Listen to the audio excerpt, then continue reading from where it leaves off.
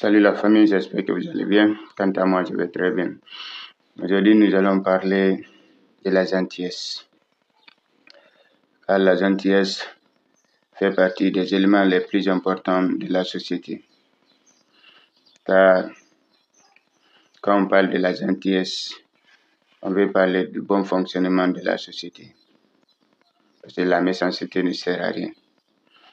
Alors, pour identifier une personne gentille, il y a des traits qui les caractérisent.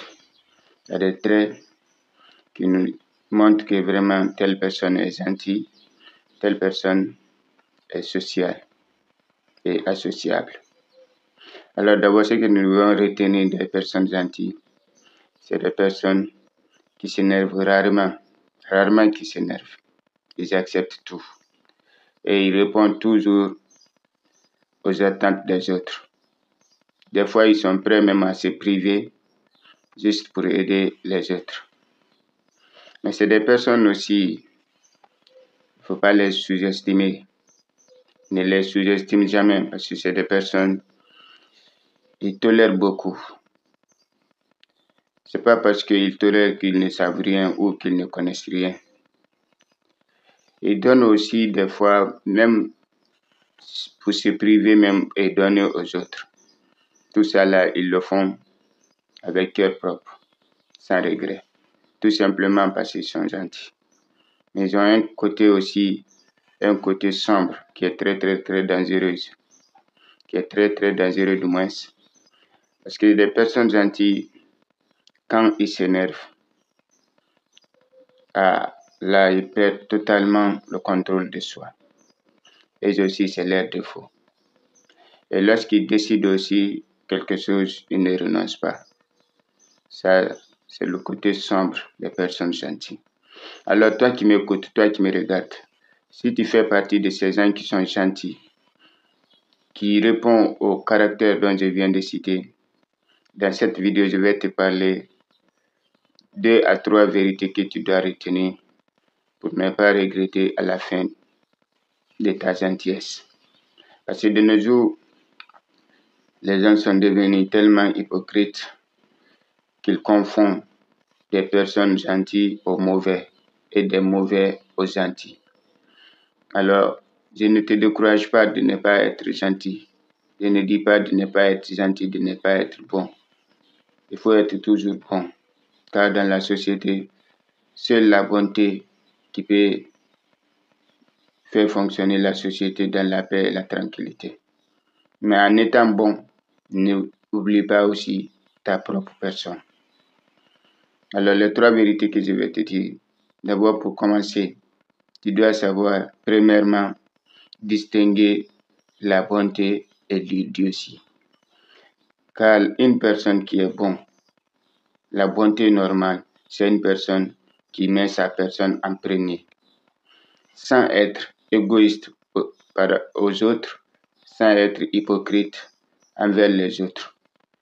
Car s'il est bon, il le fait avec sincérité. Il le fait dans l'aide sociale, c'est-à-dire il fait des aides dans le besoin, dans les nécessités les plus importantes, sans attendre que la personne le remercie ou sans attendre l'éloge de l'entourage. C'est ce qu'on appelle la bonté naturelle, la bonté modérée. Mais lorsque la bonté devient exagérée, ce n'est plus de la bonté, c'est de l'idiotie. Car là, tu ne fais pas de la bonté comme il le faut, mais tu le fais sur l'effet soit émotionnel ou sentimental. Et lorsque tu fais la bonté sur l'effet émotionnel ou sentimental, ou pour qu'on te dise que tu es bon, sache que ta bonté n'a pas d'importance. Et à la longue, sache que tu n'auras que des ennemis. Parce que lorsque tu arrêteras de faire la bonté émotionnelle ou sentimentale, les gens te diront que tu as changé. Et ce changement est positif pour toi, mais pour les autres, ça ne serait pas du tout positif. Parce qu'ils ne gagnent plus de ce qu'ils gagnent de toi. Alors le mieux, c'est de savoir distinguer la bonté à l'idiotie. Deuxièmement, lorsque tu es bon dans un cadre déborder, c'est que ta bonté t'apporte rien. Car tu fais la bonté en ce moment, comme je viens de le dire, sur l'effet du sentiment et sur l'effet émotionnel. Donc la bonté ne vient pas de l'intérieur, mais ça vient du réflexe naturel, émotionnel. Alors cela va répercuter sur toi, parce que ça va t'empêcher d'avancer non seulement, mais aussi ça va te faire passer devant les gens comme un idiot ou comme celui qui a beaucoup à donner. Pourtant, tu n'as pas beaucoup à donner, tu es juste gentil. Alors, essaie toujours de modérer ta gentillesse, sinon tu le regretteras. Je ne dis pas de ne pas être bon, non. J'ai dit de modérer ta gentillesse. Parce que la gentillesse modérée est plus importante que la gentillesse débordée. Parce que lorsque ta gentillesse est modérée, tu ne vas pas t'oublier, tu ne vas pas oublier ta personne. Tu vas mettre toujours ta personne en avant. Troisième chose que je vais te dire, trop de bonté envoie le manque de respect. Lorsque tu réponds toujours aux attentes des gens, ils ne vont plus t'accorder du respect. Ils ne vont plus te considérer. Ils ne vont plus te donner la place qu'il te faut. Car ils se disent que toi, tu peux accepter tout. Alors, la bonté exagérée envoie ce qu'on appelle le manque de respect, le manque de considération. Tout simplement parce que tu réponds à toutes les attentes, n'importe quand, n'importe où. Alors, si tu fais partie de ces gens, je ne te dis pas d'arrêter de faire la gentillesse. Je ne te dis pas de ne pas être bon.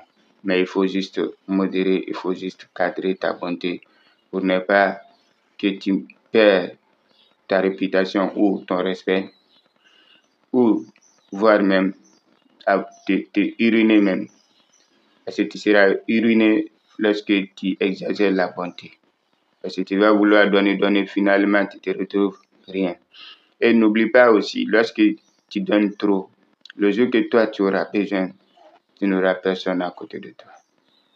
Parce que déjà, tu as prouvé aux gens que tu as beaucoup. Parce que celui qui donne toujours, les gens ont tendance à dire qu'il a beaucoup, c'est pourquoi il donne. En oubliant le côté gentillesse, le côté de bonté.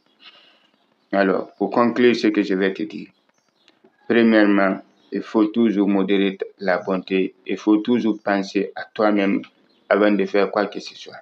Tu mets ta personne en premier. C'est ce qu'on appelle la bonté modérée, sans être méchant envers les autres ni hypocrite. Deuxièmement, il faut savoir distinguer la bonté et la bonté naturelle et la bonté sur l'effet émotionnel ou sentimental. Troisièmement, il faut doser la bonté pour garder le respect. Alors, si tu as bien écouté cette vidéo, je pense après cette vidéo, tu vas essayer de modérer ta bonté pour ne pas te priver, pour ne pas priver ta personne du bonheur.